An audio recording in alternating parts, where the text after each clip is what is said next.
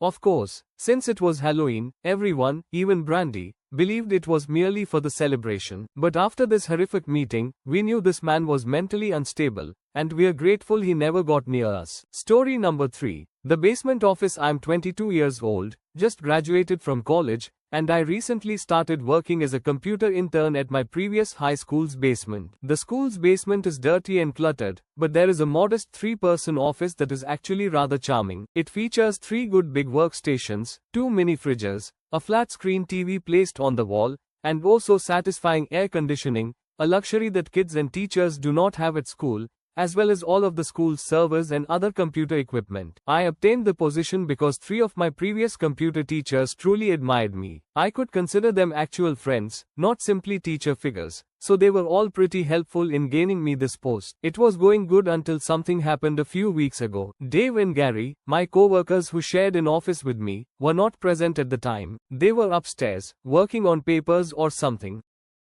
I was having my sandwich during my lunch break when I received a phone call from one of the front office women notifying me that the school was on lockdown and that someone, probably armed, had entered the building. There wasn't much else I could do but turn out the lights since, shockingly, as nice as this little office was, it didn't have an actual door, just a wide opening, and the door to the entire basement didn't even have a functional lock. For my own safety, I switched off all of the workplace lights and my computer screen. I kept my phone on the desk and texted Gary and Dave, but they did not respond. I sat there in the dark for approximately 20 minutes, playing games on my phone while waiting for the call from up front to tell me to resume work. I had no idea what was happening. I couldn't hear what was going on above from down here, but I couldn't make any calls until I was assured the lockdown was lifted. When the cellar door opened, the creaking echoed across the basement and into my office. I sat up, wondering if I should address Gary or Dave. I was eager to acquire information from them. Someone came racing down the stairs, and their footsteps reached my office. I slid my chair away and went beneath my desk. Someone entered the office without turning on the lights. There was only quiet. I can't even explain the dread I was feeling. I felt that if I made a startling noise, I'd die. My phone alerted me to a text message. I felt my entire universe shrivel up and expire as I clenched my teeth in horror. Footsteps grew closer to me, and I slipped out from beneath the desk, pleading whoever it was not to murder me. Just then, someone grabbed my arm and yanked me up. It was a guy wearing a red checkered button-up, jeans, and a reddish-black cap. He said to me, "It's okay, I'm just down here hiding with you." "What's going on up there?" I whispered to him. He completely ignored my question and asked if there was an exit down here. I answered, "Yeah, around that way." Before he could say anything else, I queried, "Who are you?" There was a small gap before he resumed explaining that he was coming in to pick up his son when a teacher directed him to conceal. After his explanation, I checked my phone and realized that the text I received was from Dave. It read, "Dude, this is ridiculous. Someone with a gun shot Mr. Buckley. He is wearing a red shirt and cap. Whatever you do, don't go upstairs." I was preparing to read the book aloud to the man when I noticed. I looked up and felt my stomach drop.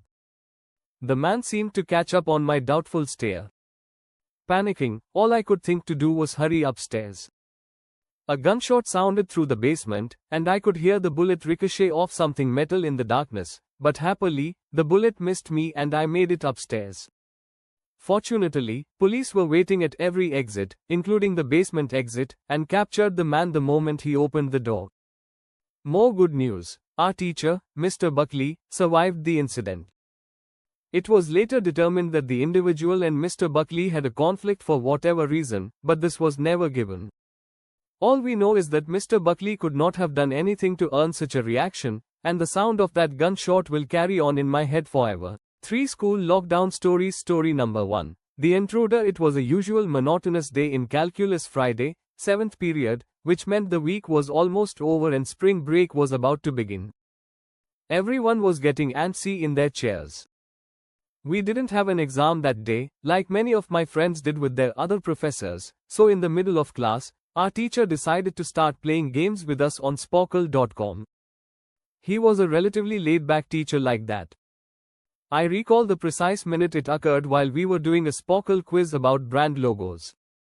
The dean's voice came over the loudspeaker shortly after my colleague replied, Adidas. He seemed frightened and anxious as he advised all of the teachers that this was not a simulation and that they needed to go into lockdown.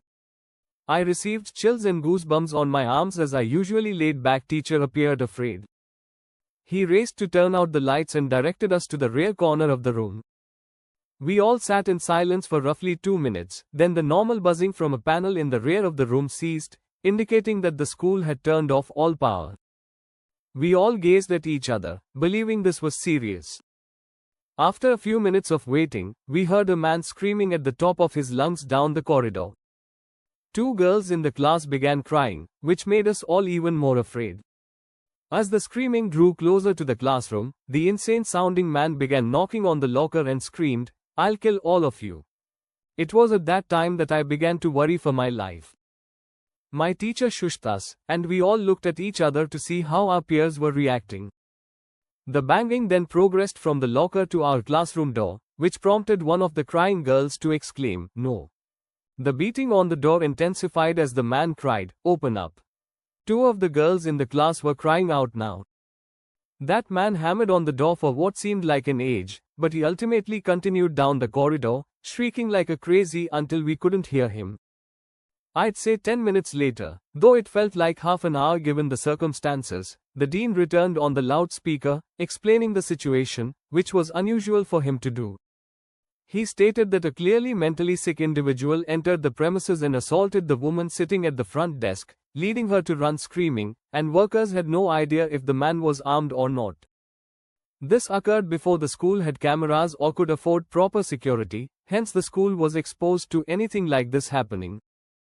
The staff had checked the corridors and classrooms but couldn't find him, so the dean directed the teachers to begin teaching but to keep all doors locked and not allow any children to leave for any reason. The most disturbing aspect, however, is that one of the janitors working the night shift discovered the man sleeping in one of the storage rooms toward the back of the school. According to murmurs among my colleagues, a .44 Magnum was poking out of his pocket. The janitor must have done something to rouse him up, such as leaving the closet door open, as by the time a police officer arrived, the man had departed. My entire class, as far as I know, has no idea if this man was ever discovered, but I want to believe that he is currently receiving the appropriate treatment. Story number 2. The neighbor. My school offers 2 lunch periods. The first lunch period is for all 6th graders and some 7th graders. The second lunch session is for the remaining half of 7th graders and all 8th graders. The lockdown occurred at the beginning of October. The day it happened was overcast and rainy. During the first lunch period, I heard 4 huge booms. I believed it was thunder, but the entire lunch crowd began screaming. I thought those youngsters were just overreacting, but then campus security rushed in and started yelling at people to get into the multi-purpose room. The kids in line for lunch had to toss out their food and come inside. My companions and I strolled inside the area with a great number of other kids. Everyone was intrigued as to what was going on. Our multi-purpose room is big, and the rear wall is comprised of see-through glass. When we were forced inside, university security was covering the windows with drapery, and there were adults at each exit. My friend Eric, like the rest of us, was inquisitive about what was going on, so he questioned one of the grown-ups. When he returned, he added, "Do you see how those houses are right in front of TMS?" I said, "Yeah. There's this mentally challenged, insane man who has barricaded himself in front of his house and is threatening to commit suicide and kill officers if he is evicted. He was walking around outside of school monitoring kids in a peculiar way," Eric explained. The individual turned out to be a registered sex offender, which made problems worse. We were kept in the multipurpose room for an hour, divided into 2 halves. After everything was arranged, we were brought to our classrooms one by one. I later discovered that the man lives next to my friend Brandy, who told me about the previous Halloween, when she saw the same man at his window, cutting his arm and writing, "Don't come here or I'll kill you," in his own blood.